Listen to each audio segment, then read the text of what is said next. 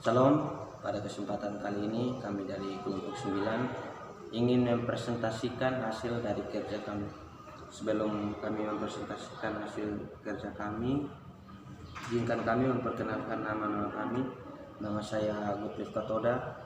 Nama saya Nathan Boroleba. Saya Nuri Tulak. Saya Putra Tamkali. Saya Satrio Nafi. Saya Indri Falak. Selanjutnya kita akan membahas materi yang pertama tentang analisis transaksi keuangan. Analisis transaksi keuangan merupakan tahap pertama dari siklus akuntansi. Analisis tersebut mempelajari transaksi keuangan.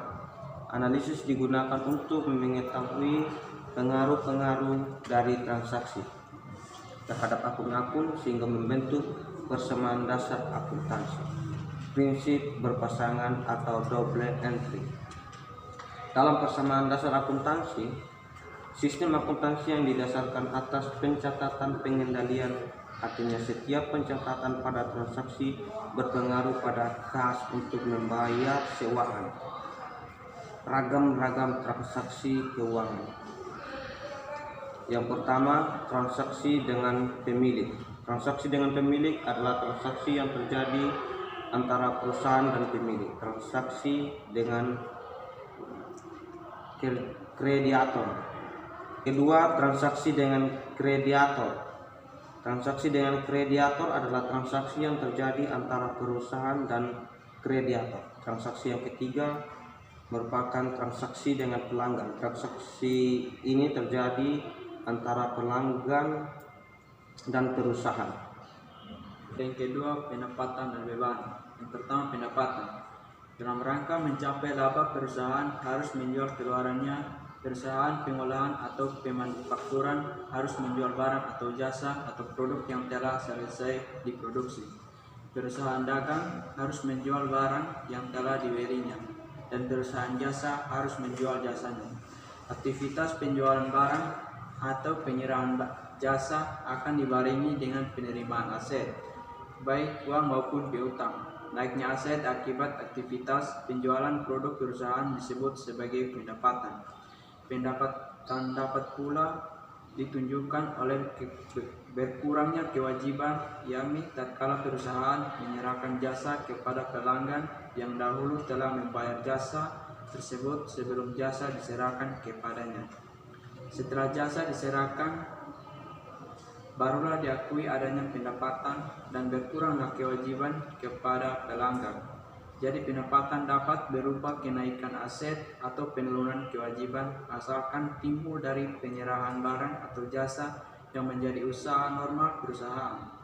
Dalam kaitannya dengan persamaan akuntansi, pendapatan menambah ekuitas. Upaya penjualan barang atau penyerahan jasa sudah tentu merupakan aktivitas ekonomi, sehingga perusahaan harus mengeluarkan pengorbanan untuk memperoleh pendapatan. Pengorbanan tersebut dapat berupa upah karyawan, pemakaian bahan bakar dan pelumas, pemanfaatan jasa telekomunikasi, pemakaian listrik dan air, dan sebagainya. Pengorbanan tersebut mengurangi kas atau aset jika sudah dibayar atau menambah kewajiban jika belum dibayar. Akuntansi menyebut pengorbanan tersebut sebagai beban. Jadi beban dapat berupa penurunan aset atau kenaikan kewajiban asalkan timbul dari penyerahan barang atau jasa yang menjadi usaha normal perusahaan. Dalam kaitannya dengan persamaan akuntansi, beban mengurangi ekuitas. Beban adalah pengeluaran perusahaan sebagai akibat pemakaian suatu harta pada suatu periode. Pengertian beban. Beban atau expense adalah suatu penurunan manfaat ekonomi dalam suatu periode akuntansi dalam bentuk arus keluar atau kurangnya aktiva. Kewajiban yang menyebabkan penurunan ekuitas yang tidak menyangkut pembagian kepada penambang. Beban terjadi karena dua hal, berasal dari biaya yang dalam pauli masanya. Dua, karena penggunaan maksudnya beban tersebut muncul atas pemanfaatan tertentu. Beban diakui dalam laporan laba rugi berdasarkan hal-hal sebagai berikut. Satu, adanya penurunan aktivitas tetap yang digunakan perusahaan. Dua, adanya proses produksi untuk menghasilkan barang atau jasa. Tiga, adanya kewajiban perusahaan terhadap karyawan, misalnya pembayaran gaji. Empat, adanya kewajiban perusahaan tanpa diiringi dengan perolehan aktiva, misalnya garansi produk. Jenis-jenis beban. 1. Beban penjualan merupakan semua beban yang muncul dalam berjualan dan memasarkan barang seperti biaya promosi dan pengangkutan barang yang akan dijual. 2. Beban administrasi dan umum merupakan beban yang bersifat umum dalam perusahaan, misalnya beban gaji dan upah.